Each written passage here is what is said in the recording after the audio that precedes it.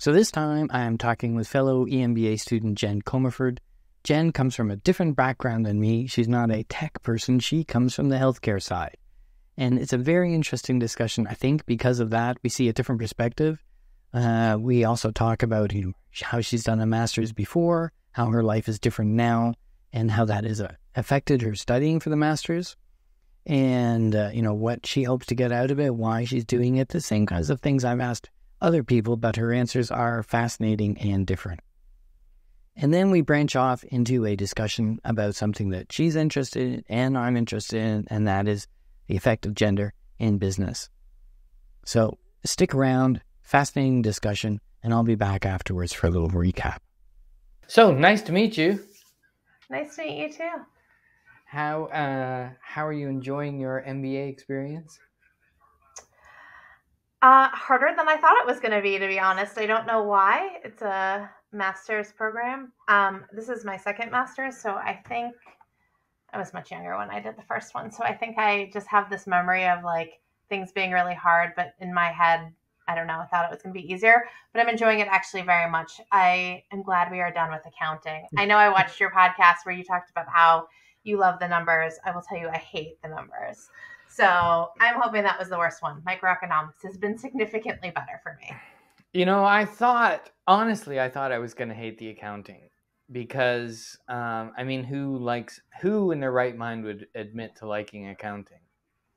But accountants. for me, I've been kind of doing it already. Uh-huh. So what I got out of that module was the right terminology, Yeah. Yeah. Just because I've been doing it doesn't mean I particularly liked it. But I didn't find it that difficult. But now we're into, of course, economics, which is more numbers. It is, but it's like numbers that make sense to me. It's the process of microeconomics is very intuitive to me, Yeah. and supply and demand and the topics associated with it. So in my mind, it's like easier, even though it's still numbers, there's still formulas. It's just easier. The one thing I hate acronyms. I really do. Yes. And because I always think it's kind of elitist.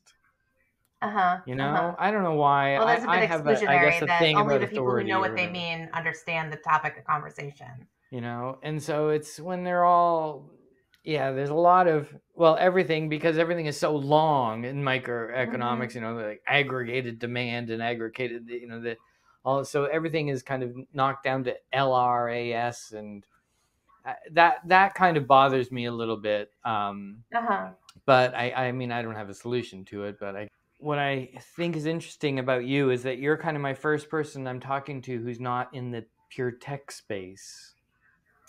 Yeah, no, not anywhere close. Well, I guess that's not true.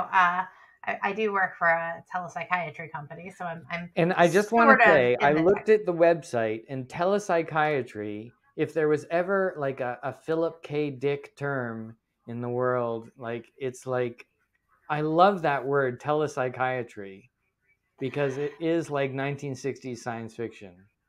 It does. Yeah, it does seem a bit like it. In fact, so my company actually was the very first telepsychiatry provider ever. Our founder did the very first telepsychiatry session that ever happened in 1999.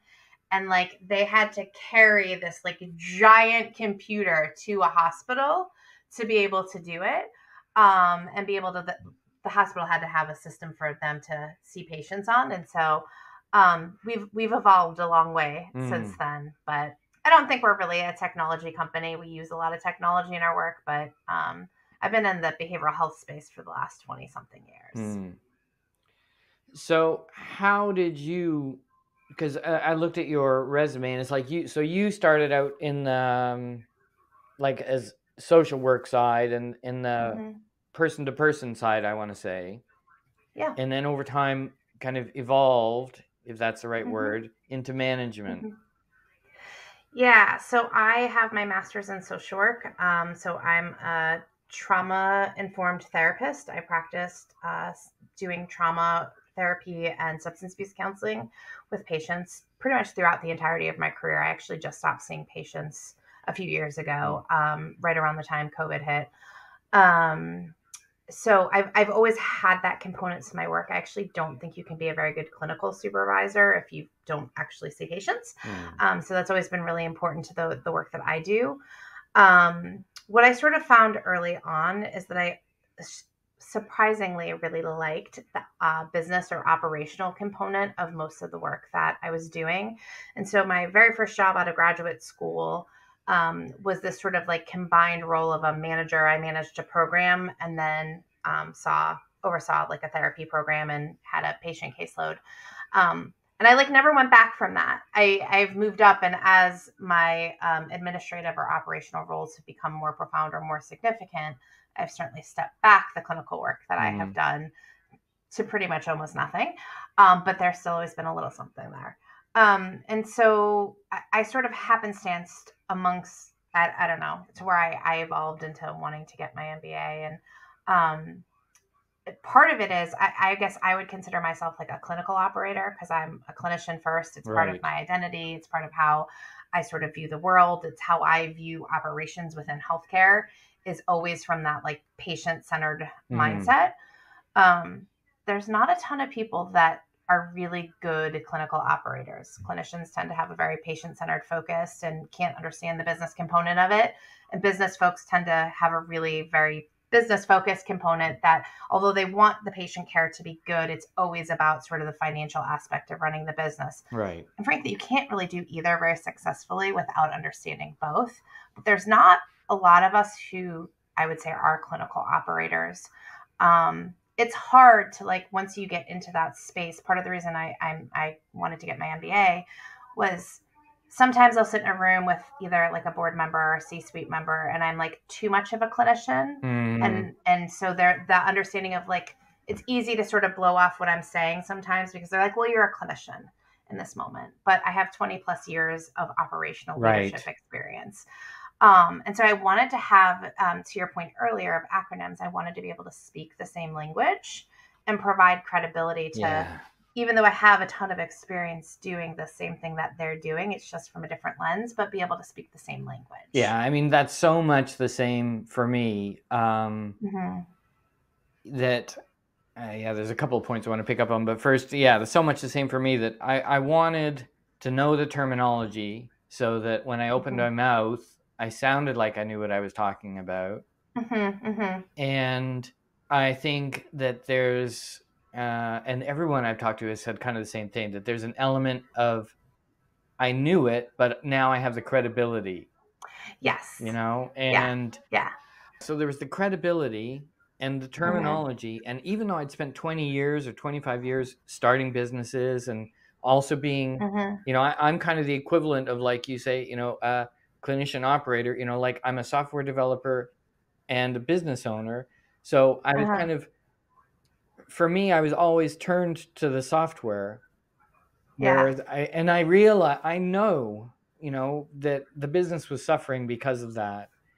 And after flopping around like a fish out of water for so long, and realizing I wasn't going to learn all this just by osmosis, and it took me a long time to figure that out. And then that's when I kind of said, okay, let's do an MBA. So for you, was there a moment that you said, all right, I've got to, or it was just an evolution? It's been an evolution over the last few years in particular. It's funny, after I graduated from graduate school many, many years ago, it feels like at this point, they added a like dual degree for social work and MBA. And it's funny because I had always said sort of the worst run nonprofits are run by social workers because we don't actually know how to run a business. And I never wanted to be in that position. I do feel like I've learned a lot in my career, and not by osmosis necessarily, because agreed there, but by just picking up and like asking questions, right? Like I've never been afraid to say like, help me understand that. I don't know that I totally get that. But yeah, I mean, it's sort of the same thing. I just really wanted to be able to sit in the room and like really be able to speak the language. And I'd noticed over the last few years, some of my self-confidence in meetings would be a little less because I know that there's this sense of like, I don't quite know exactly how to say this in the way that it'll be heard. Yeah. Mm-hmm. Yeah, that's it, again, the terminology to express yourself. Mm-hmm. Yeah, and inside, right? Like Mm-hmm. it's a internal thing as much as anything. I mean, Yeah, yeah. for sure. I definitely have identified when you've talked previously about like imposter syndrome. And I guess I would say most like good leaders, hopefully at some point feel to some degree that, because you're always then therefore aspiring to be better and smarter and learn more and grow. But I really identified with that because I feel very similar myself a lot of the time. And so part of this program is to help reduce that, because I do think part of how we see ourselves then reflects how we present ourselves in meetings. And But that kind of just started it with that thinking, there's something I don't know.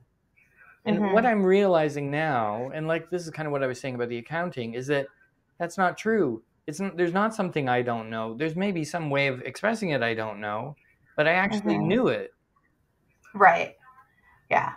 There are definitely parts of accounting I did not know, for the Right. record. Okay. Yeah. It's a lot more in the weeds than in my. I mean, I manage a large P&L, but like it was a lot more in the weeds. That we have an entire finance team that does all of Right. that, and so it was significantly. In fact, I like messaged them all at multiple times throughout the first course. Was like, I don't know if I've told you guys enough how much I appreciate the work that you do Yeah. and how much I value your brains, because I have no interest in ever pursuing this as part of my career other than to like have a high level understanding of Right. it. Like what for me, for my company, what I do is I'll kind of do what I call first pass accounting. So I'll Mm-hmm. do all those things and then I send it off to my accountant. And then my Uh-huh. accountant, I did the same kind of thing. I said, I realize now what you were talking about when you said I didn't understand what I was doing. You're right. I didn't understand what I was doing. Yeah. Yeah. Yeah. So yeah, it's good for that. I mean, so you kind of had an awareness of an MBA for a long time, and it's just, Yeah. and you must know a whole bunch of MBAs, maybe. I mean, most of the people that I work with have their MBA. Most of either all of my former leaders or current leaders all have their MBA. And so I do. And I explored a number of options, to be honest. Um, so I don't know. I'm going to be really honest. I may be different than the regular ENBA student, but like sometimes like very large schools with great reputations that are $250,000 a year, like you're not buying the education, you're buying like a certificate Mm-hmm. and you're buying the letters after your name and you're buying a network. And that just wasn't really my interest. My interest was much more self-motivated around learning and expressing myself and having the correct language. And it really was about the course content significantly more so. So I explored a lot of programs. And yeah, I I will be honest, I've been really pleasantly surprised with how much I enjoy this. Mm. I'm behind this week, just in full transparency, because I did have to travel last week for work. Mm-hmm. And I am finding those weeks don't work out well to stay on track for the week. Mm-hmm. But we have winter break coming up in the next 2 weeks, and I plan to catch up then. Yeah. So I think, it is about like there is a much easier work-life balance. I have a 14-year-old and 11-year-old. I work full time. Like it seems manageable in terms of completing a program and really building that skill set. And I think the tech is quite good. I think the Mm-hmm. way we learn in quantic, Well, I've it's not built for an obviously adult done any of the learner. learning. It really does. It resonates with like how most adults learn and how we have to think through issues. I, so I agree with you. I think the tech is great. I actually really, prior to signing up for the courses, as part of the admissions process, they have you take some of the courses if you want to. Mm-hmm. And that was actually what threw me over the edge, because I was like, oh, like I don't know everything here, but like I can learn this way. Yeah. And I like this. There's some very funny stuff that's written in there too. Oh, Every now yes. and then, Yeah. I'm like, who wrote this? This is really funny. Like I'll just crack up. Yeah. Yeah, I agree. I think that they've really totally nailed it, in all the aspects. And I mean, not that I'm doing this as a promotion for Quantic, but I think that they really have, like you say, the content is well written, it's informative, Mhm. and it's funny, and Mhm. it's engaging, and the technology Mhm. works, and it's just, for me, it's kind of like an eye opener as far as other things. Like, I think, the way that this is done is so Yeah. cool that maybe there's something Yeah. I can use from this, like this style. Yeah. Yeah. Yeah. But it was interesting because I was shocked how much I actually did know at the end. Like, shocked actually. When we were doing our group project, I was like, I don't want to be the like deadbeat in the group.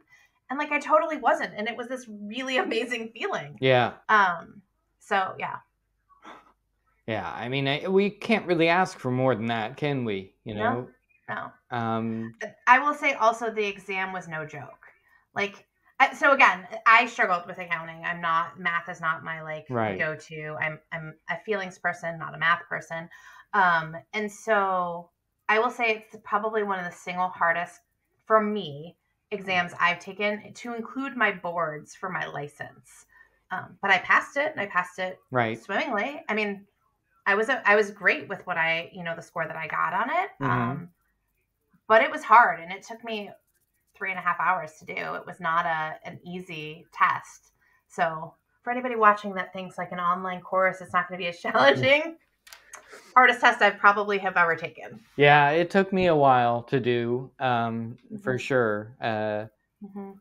And I'm not totally sure. I would say it's the hardest thing I've ever done. I have also done a master's before, and that was difficult as well. But Mm-hmm. so how do you think that there's a difference because of your change? Like, you said you did your other master's a while ago. Yeah. And Yeah. so your approach as a more mature person, can you see any, you're thinking, maybe this is because I'm older and I'm approaching it different? I think it's like there's probably three components, I would say. One, when I did my first master's, I was in my like mid 20s. Um, for the most part, I was primarily devoted. I did a full time program. I did work with it because I had to, but like I worked in the field while I was doing it.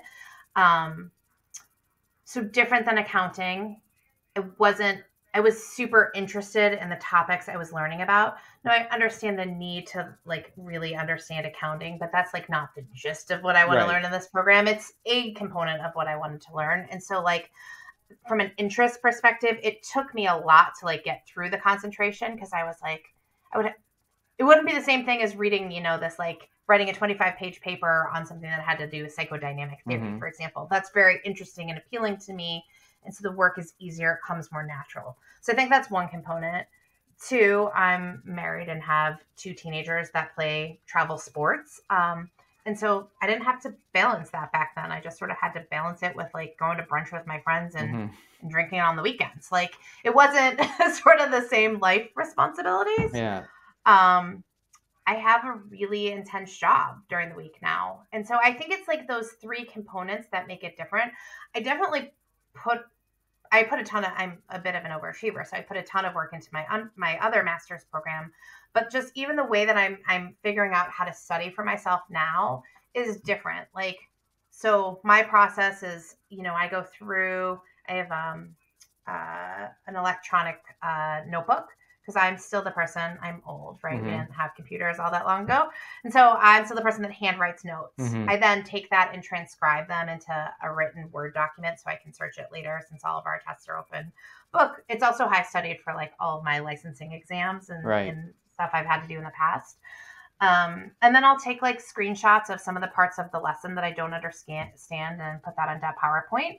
But it doesn't mean I can just like click through a lesson even if I'm getting it. It takes quite a bit of time to get through the lesson while you're taking notes and taking screenshots and doing all of that. So I think it's that's the other component. I think if you're somebody that's like just able to like click through and have the, not 46 years old and, bordering on that place if I really need to write stuff down to remember it these days. If you're somebody that really can just click through and remember things and be really focused, it probably is a lot faster than it is for me. Yeah, I mean, that's interesting, what you're saying, because that process of writing things, I do the same. I write things down on pen and paper and then put it into my computer, I think Mm-hmm. that process cements a certain amount of knowledge. And I think that, is that the same? So is that the same way you learned before?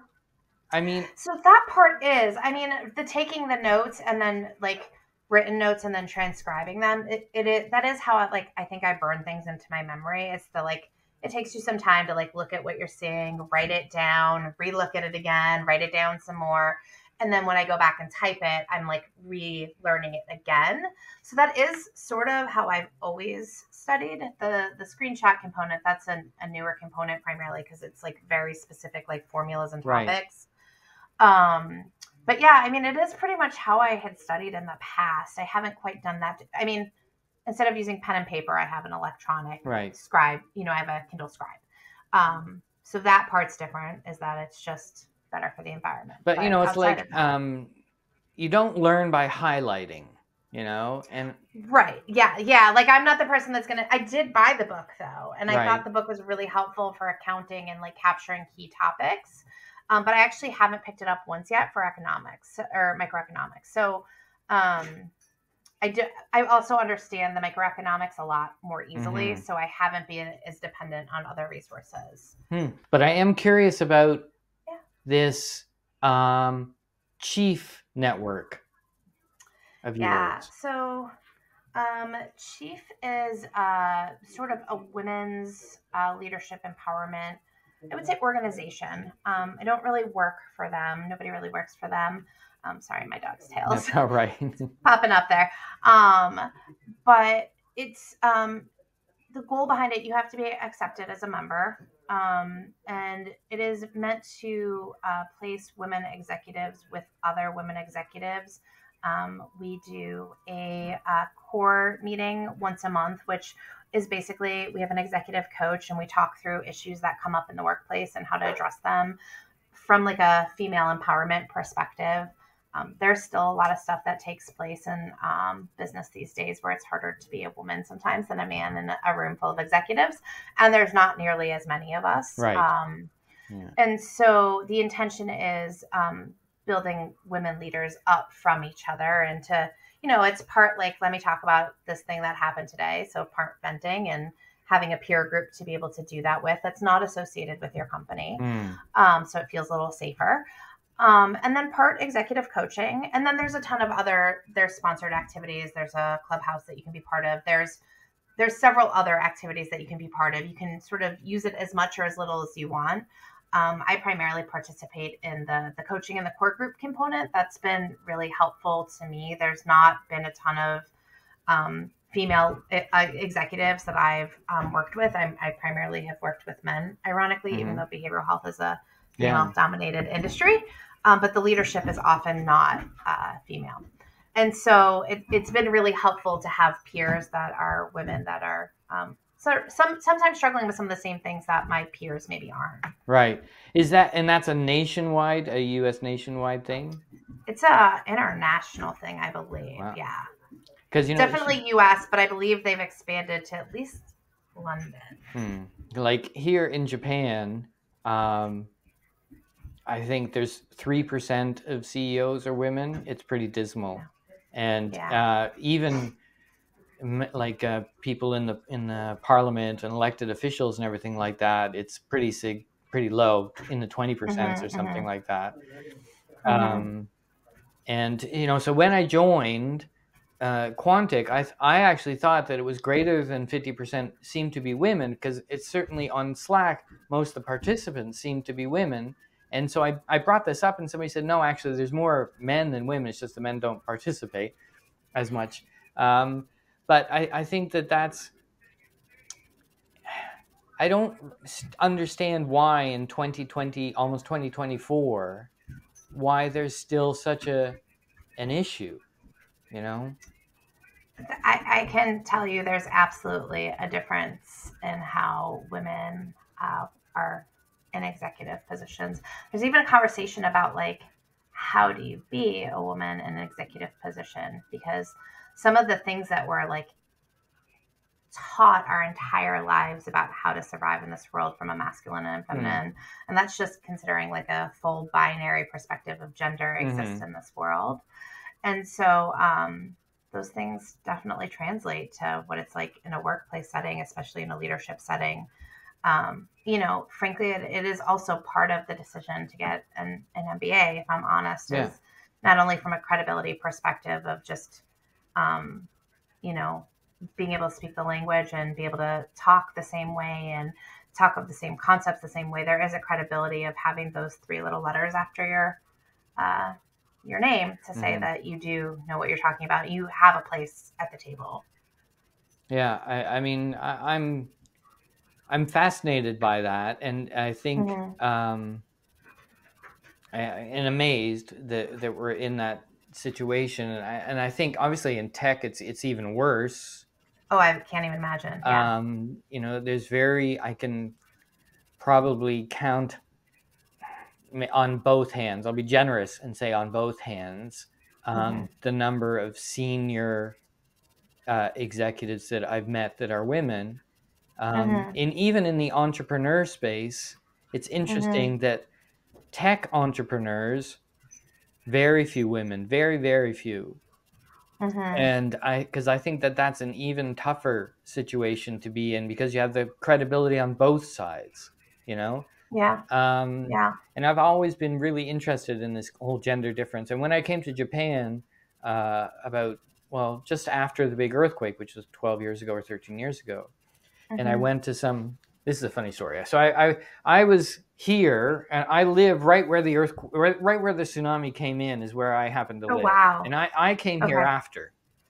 Okay. And but when I came here, I didn't really have much to do, and I was just kind of hanging out. My wife's from here, so she was working, and I was just hanging out. So I went into town, and there happened to be a conference about after the tsunami and after the disaster, kind of like a conference on how this can be prevented. And I'm really fascinated by that.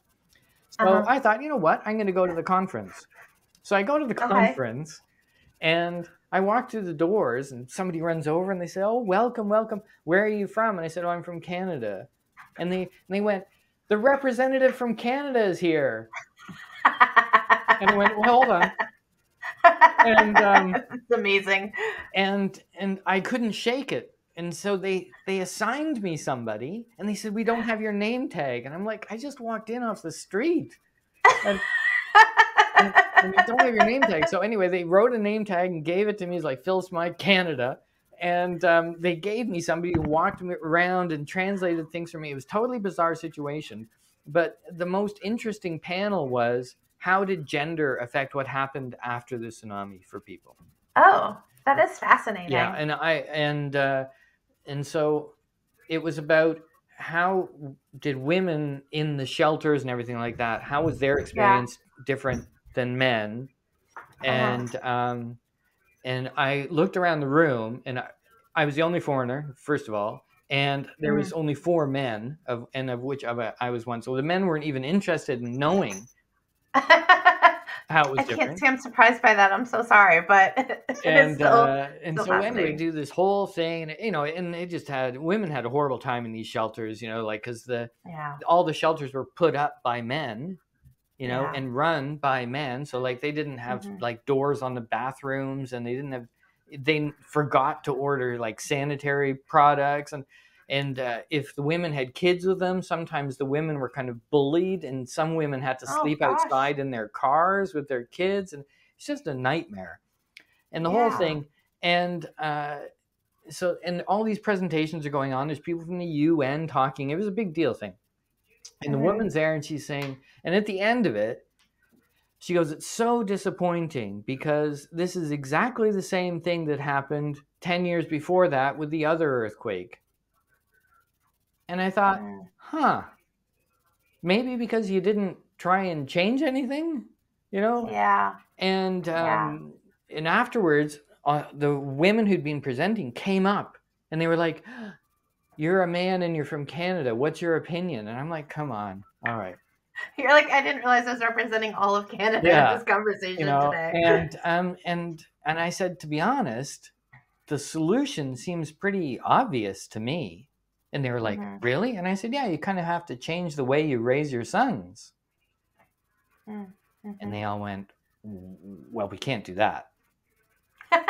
Oh. And I said, well, you're kind of screwed then, really. Yeah, that is really what has to happen. If you're not willing to change anything, and importantly, it doesn't matter, maybe this is not the right thing to say, but it doesn't matter if the women want to change things if the men also don't want to change things.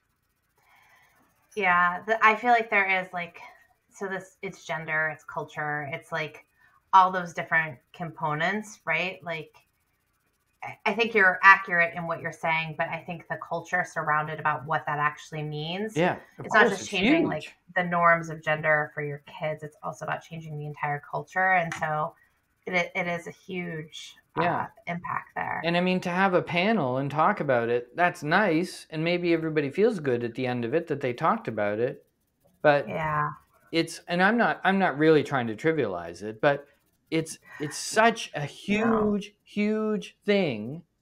Right.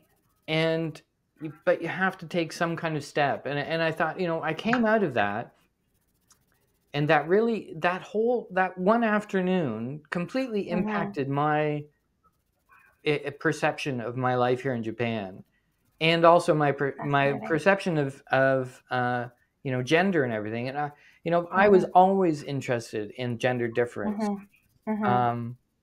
And I think that really is something I'm very keen on now. But I think as a man, nobody wants to hear my voice really, about it. I actually don't think that's true. I think actually, sadly, in the nicest way possible, men have the most opportunity to make changes around gender because they are the people that are listened to. Oftentimes women come across as, like, if you look at radical feminism in the 60s, they're always seen as angry. Appropriately, yes. But like, right? Yeah. But if you think of the stereotypical image or the picture in your head, it's these really angry women, and men just sort of push that image aside, right? Because it doesn't fit in the box of how we're supposed to see the feminine in our culture.